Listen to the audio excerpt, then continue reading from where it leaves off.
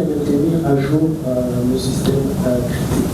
Puisque personne n'y a l'appui, parlant bien évidemment de l'interopérabilité maintenant, quelle est donc la place de l'interopérabilité entre vous, les deux opérateurs, et voire même avec les régulateurs dans la gestion des crises numériques? Alors, cet élément est assez essentiel parce qu'aujourd'hui, il est impossible de vivre en vase clos. Et beaucoup conviendront avec moi, il est impossible aujourd'hui pour un business de vivre en vase clos. Donc, on sera obligé d'aller vers les autres, établissements. Par exemple, aujourd'hui, dans Mobile Money, je peux envoyer mon argent chez Finca, je peux envoyer mon argent chez Equity. Donc, c'est pas du tout possible aujourd'hui de vivre en vase clos. En tant qu'institution, et si on veut prospérer, on veut rester compétitif sur le marché.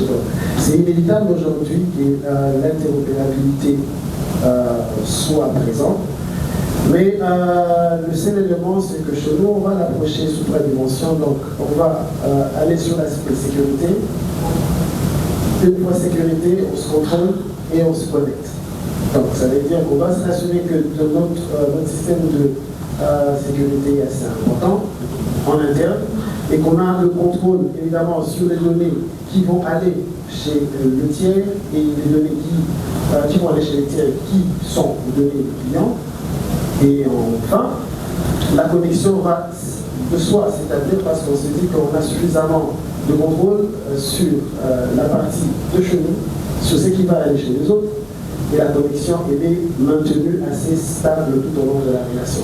Donc l'interopérabilité, c'est incontournable. Et en tant que maintenant écosystème, et le panel d'avant l'a si bien dit, c'est qu'on doit se connaître mutuellement. Je dois savoir qui je fais entrer chez moi, et quand je le fais entrer, et par quelle porte il entre. Et quand il entre, il se limite dans quelle pièce. C'est assez essentiel. Parce qu'on ne va pas aller ouvrir la porte à quelqu'un, et la porte qu'on a ouverte, c'est directement la porte de la chambre. Donc on s'assure que les personnes qui vont entrer, les partenaires qui vont entrer, on sait qu'ils en parlent. Et ils peuvent se limiter où et la raison pour laquelle ils sont jeunes. Donc l'interopérabilité en tant que corporation est assez essentielle. Et le fait que tous ceux qui sont partis à cette interopérabilité appliquent les mêmes règles, ensemble, on minimise la probabilité que les incidents nous touchent. Parce qu'aujourd'hui, d'une porte ouverte chez moi, un de mes partenaires peut facilement se toucher. Un testeur aujourd'hui, on peut facilement aller avec l'outil et vice-versa. Donc, en tant que corporation, c'est incontournable et les mêmes standards doivent s'appliquer pour tous ceux qui sont interconnectés. Merci à vous, Christian. Je vais prendre les conseillers très rapidement, puisqu'ici, l'opérateur a évoqué plusieurs besoins. D'avoir un cadre bien législatif qui va coordonner tous les aspects en lien avec la cybersécurité. Je veux savoir, monsieur le conseiller, quelle est la vision stratégique du gouvernement dans le renforcement de la cybersécurité et la résilience numérique dans notre secteur des télécommunications? Merci pour la question. Je pourrais peut-être commencer par dire que, un peu comme je l'ai dit plus tôt, nous sommes engagés dans une voie d'accélération. Et il y a quand même eu beaucoup d'innovations qui se sont faites depuis les cinq dernières années. On viendra avec moi qu'il y a eu une loi pour la personne en 2020 suivie de la réforme de la télécommunication qui incorpore certains éléments de cybersécurité mais qui s'adresse beaucoup plus aux questions liées aux infrastructures de base, aux infrastructures d'hébergement. Mais en 2023, nous avons eu notre premier code du numérique qui est en fait la première loi qui nous dit comment est-ce qu'on s'applique dans le secteur du digital en RDC. Ce qui veut dire que tout ce qu'on faisait avant n'était pas régulé d'une manière ou d'une autre. Ce code a pour bénéfice d'établir les règles selon lesquelles on est supposé jouer. On adresse les différentes questions dans lesquelles peut-être aussi il fallait traiter très rapidement. Mais on établit surtout les droits et les responsabilités de tous les acteurs, n'est-ce pas? Que ce soit locaux, externes, et puis on regarde aussi la définition de la criticalité de certains systèmes et imposer les règles selon lesquelles ces systèmes systèmes doivent être sécurisés, notamment quand il s'agit de questions pertinentes comme celle du données à caractère personnel.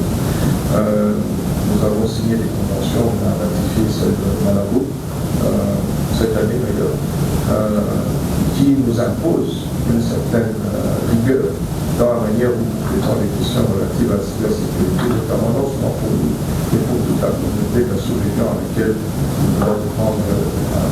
nous devons prendre un engagement. Dans le code numérique, si je dois m'appuyer juste sur ça, on entre dans différentes considérations.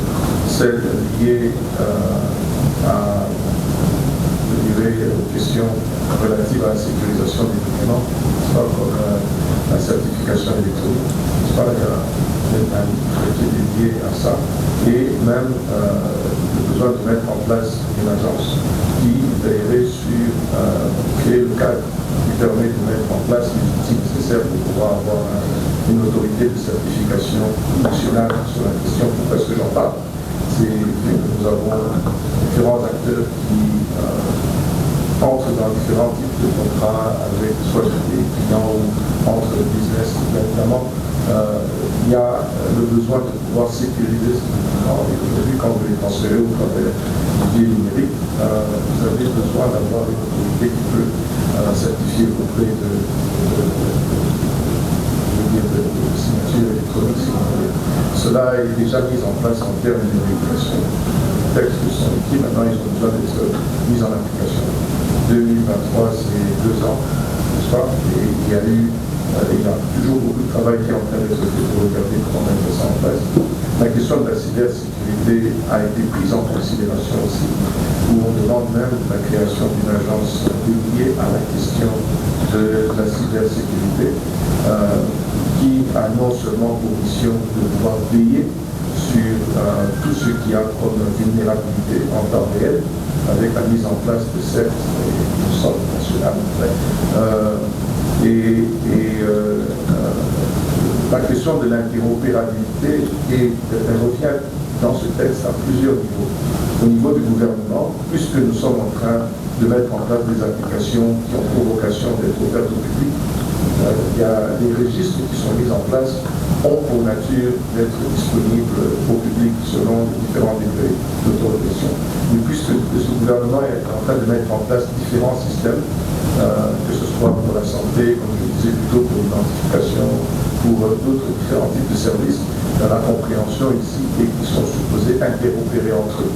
Donc la question d'interopérabilité se pose, parce que ces systèmes sont mis en place par les sectoriels, et ces sectoriels n'ont pas toujours la même approche, et il est important de pouvoir non seulement réguler comment est-ce que nous mettons en place ces solutions, mais aussi comment on met en place des passerelles qui sont sécurisées, non seulement pour pouvoir avoir des interopérabilités publiques-publiques, mais aussi des interopérabilités publiques-privées.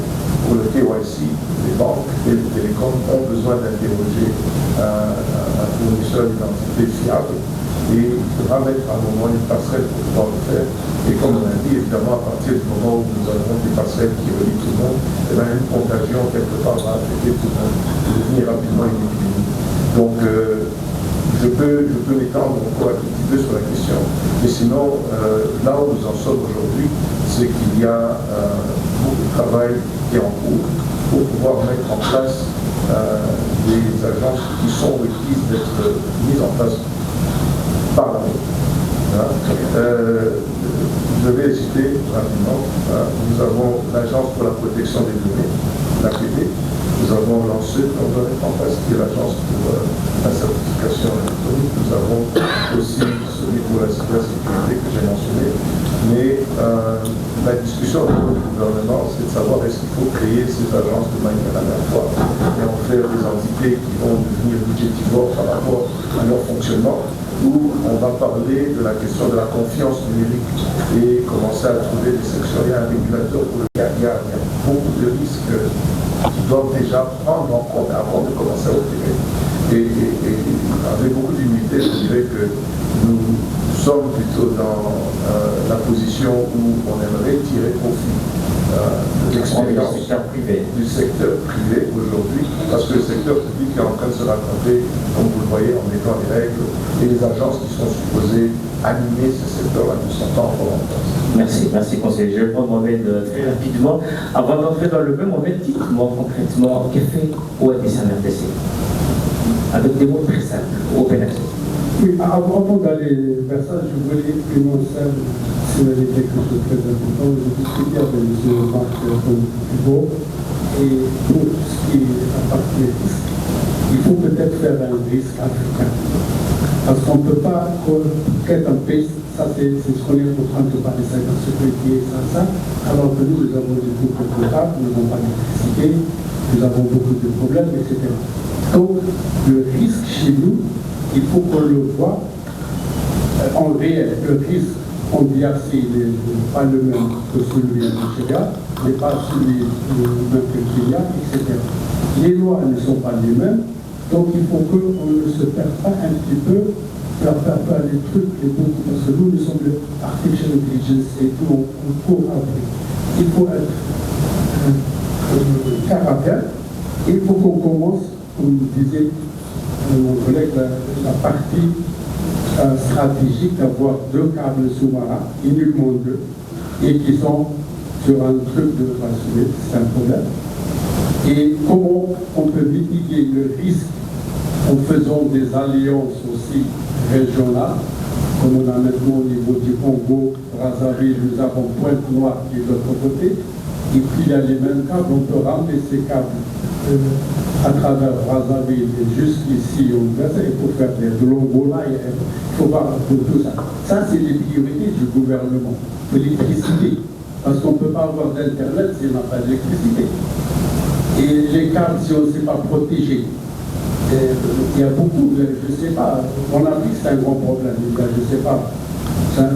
Le Nigeria qui vient d'avoir 10 000 coupures par mois, et moi je travaille là-bas, il y a ce qu'on appelle les area boys. Les gens viennent, pour le câble, ils les coupent, ils attendent pour revenir au pays. Donc ça c'est ça, et c'est pour ça qu'il faut qu'on voit mitiguer le risque qu'on a exactement. Et l'autre, on achète des équipements, personne ne vérifie. On n'a pas de lab ici qui vérifie les équipements qui arrivent. Ces équipements qui arrivent, si elles ne sont pas viables, rien qui vient après les viables, on ne peut pas faire de risque si cet équipement, si on achète ce générateur qui est refait et qui on le sait. Normalement, c'est pour ça qu'on dit qu'on doit avoir, pour tout ce qui est sécurité par exemple, après ça, on doit avoir un centre de sécurité régional ou intercontinental dans lequel tous ces problèmes qui se posent ailleurs sont perpétués et que chacun reçoit, si vous voulez, des informations pour les partager. Par exemple, nous, dans le data center, pour maintenant revenir sur votre question, dans notre data center au ici, nous avons à peu près 7 data centers. Ils sont gérés verticalement.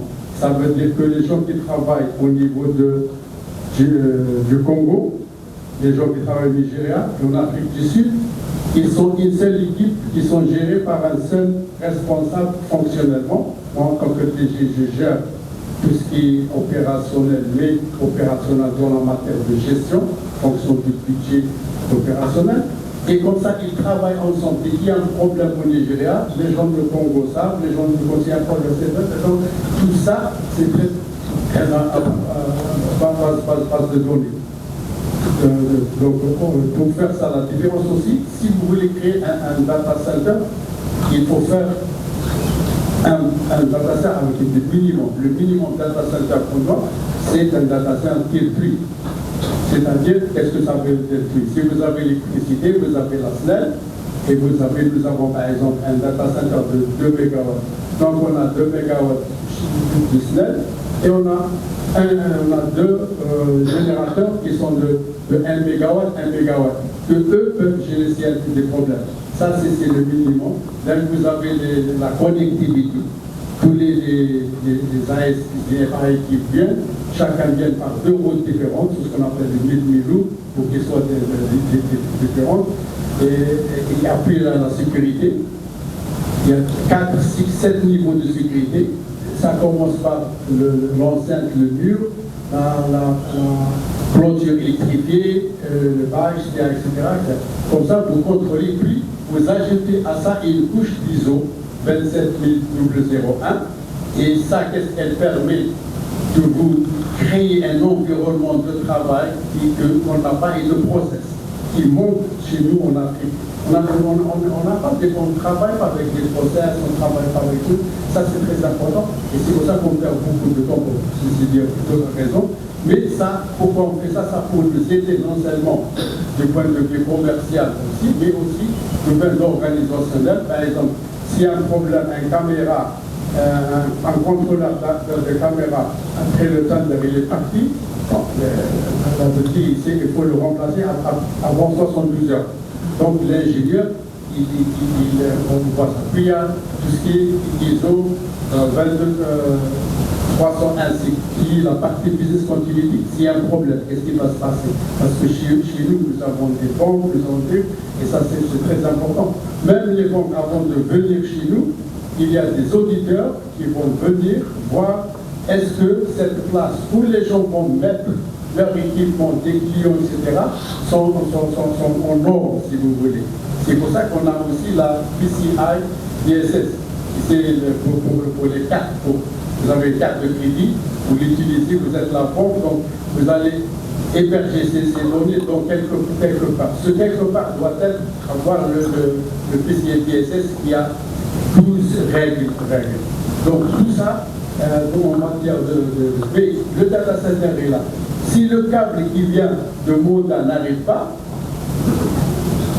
aujourd'hui, par exemple, nous avons la majorité de nos opérateurs qui sont sur le câble de Raga, qui conduisent tous, surtout Orange. Donc Orange va me dire, on te voit l'intérieur, mais je dis, les gars, vous êtes tous sur Raga, c'est regardable, vous êtes tous en bas.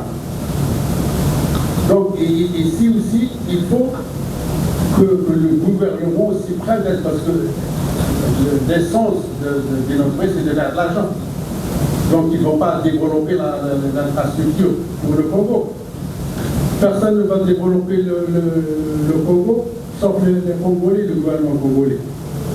Et c'est pour ça que la privatisation ne veut pas dire que ça va marcher. Le privé veut faire de l'argent.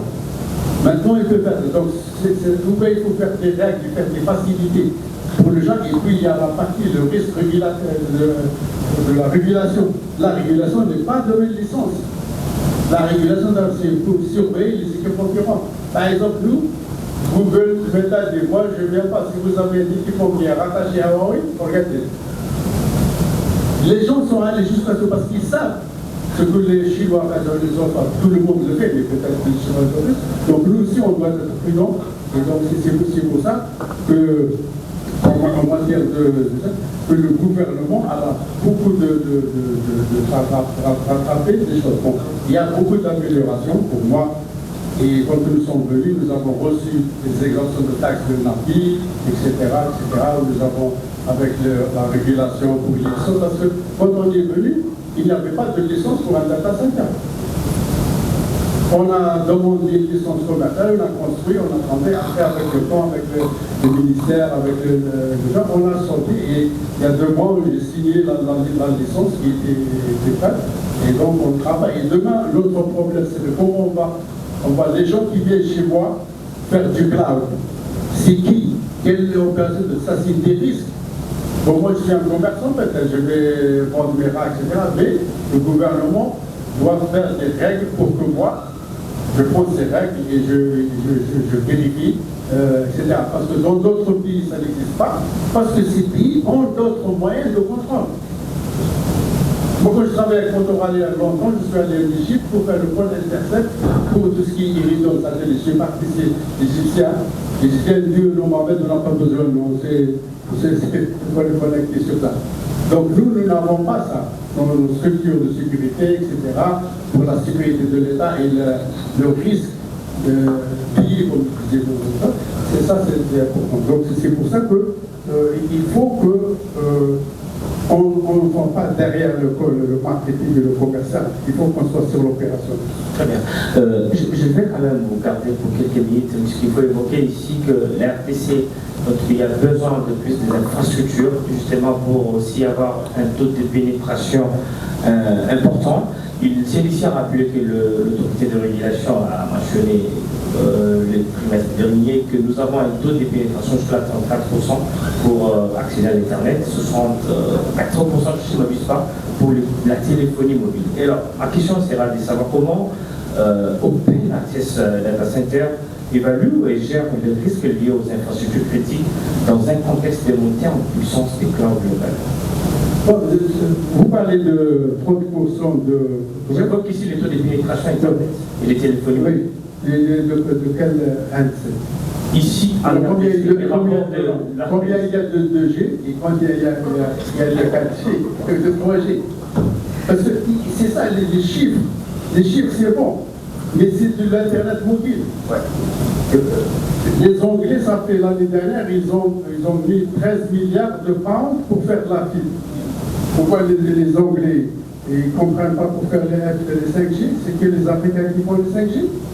Les 5G, c'est que pour les gens qui travaillent sur le métro, qui vont sur le train, etc., pour faire, c'est pas pour assurer la sécurité du pays.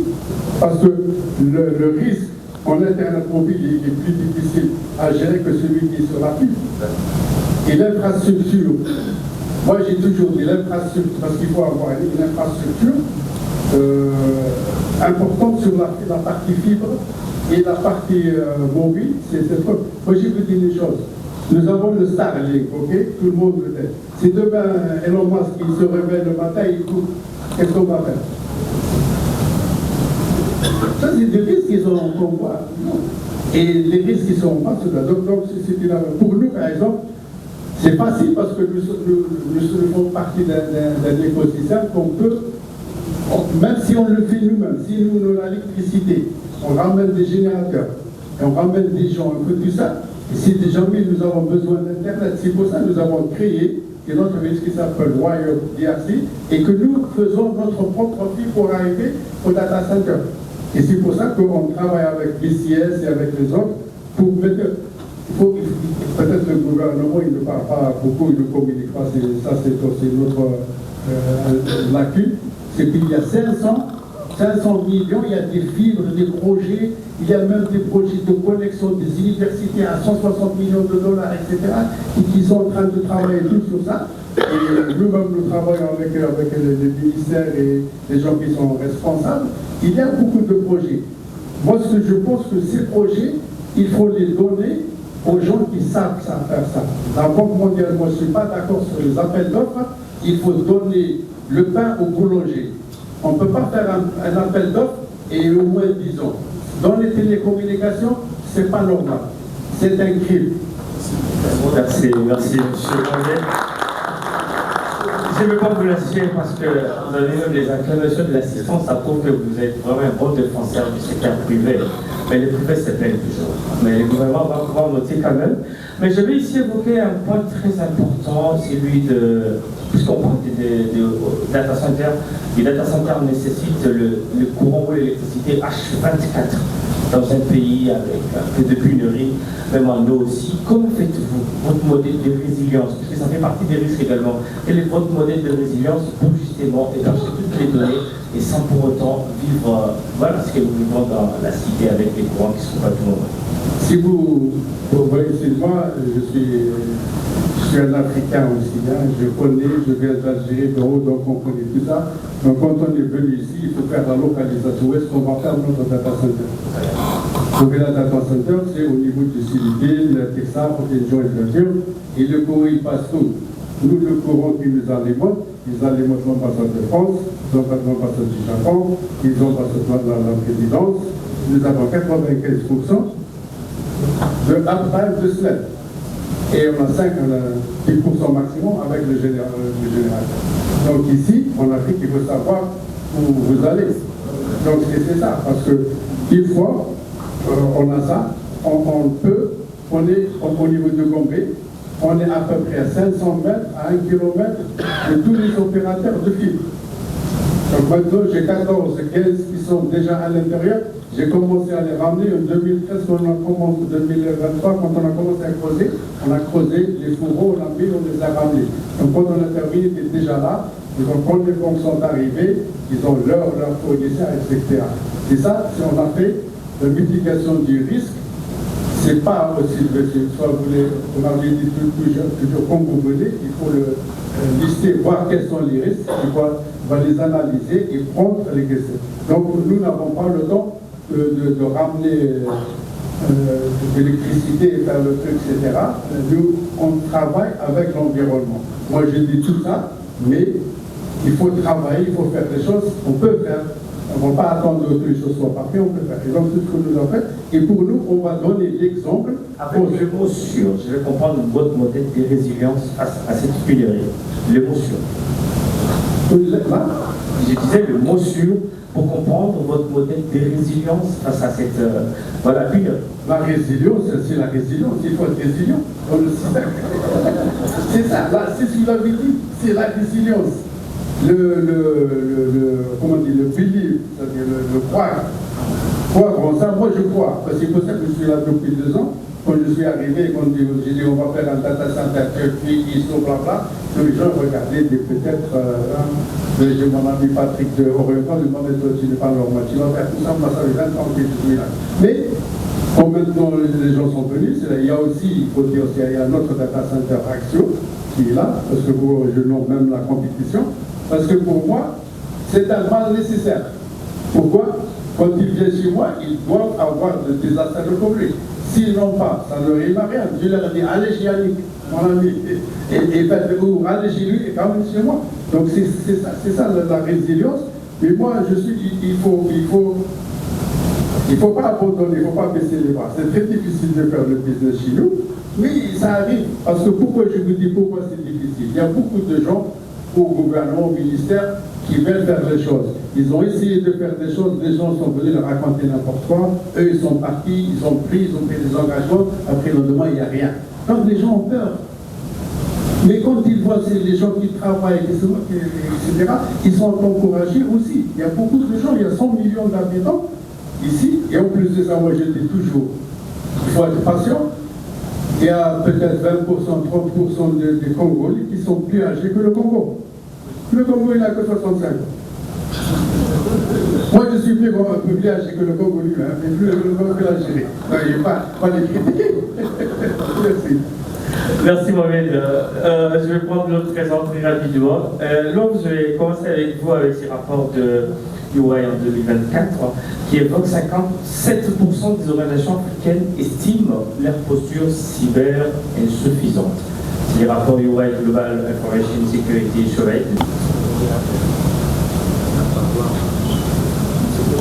C'est les modérateurs. Ok. Moi celui-là. Parce que ça m'aurait quand même étonné parce que l'aspect personnel est au cœur même du métier que nous faisons en fait.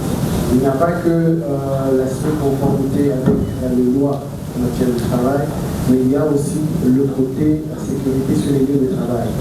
Et sécurité sur les lieux de travail, ça ne touche pas simplement les agents Vodafone, mais ça touche aussi les tiers ou les contractants avec Vodafone.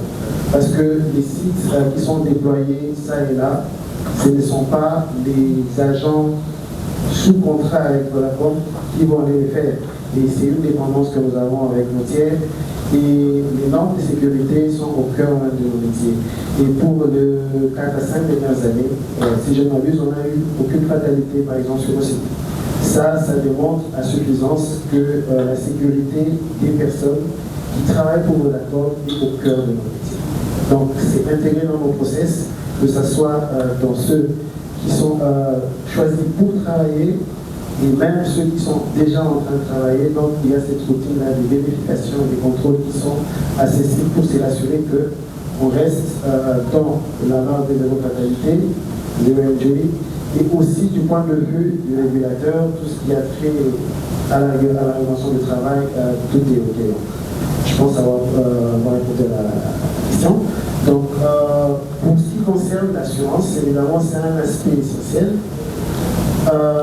Aujourd'hui, Et ce n'est pas simplement les télécoms, mais c'est aussi les établissements financiers.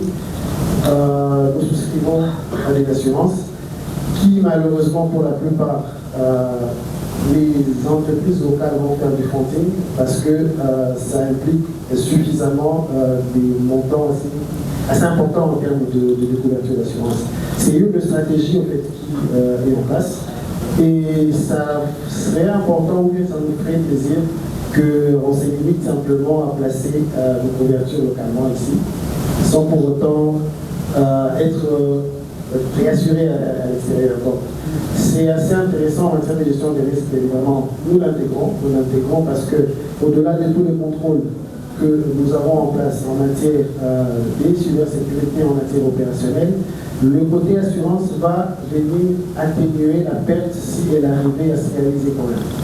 Donc, on a investi chaque année, bien que les premiums, certains diront que les premiums sont assez élevés, mais ça vaut le coup pour sécuriser une immobilisation qui vaut des millions de dollars. Merci, très cher Crispin. Monsieur le conseiller, vous avez des questions de Patrick et aussi de Mac.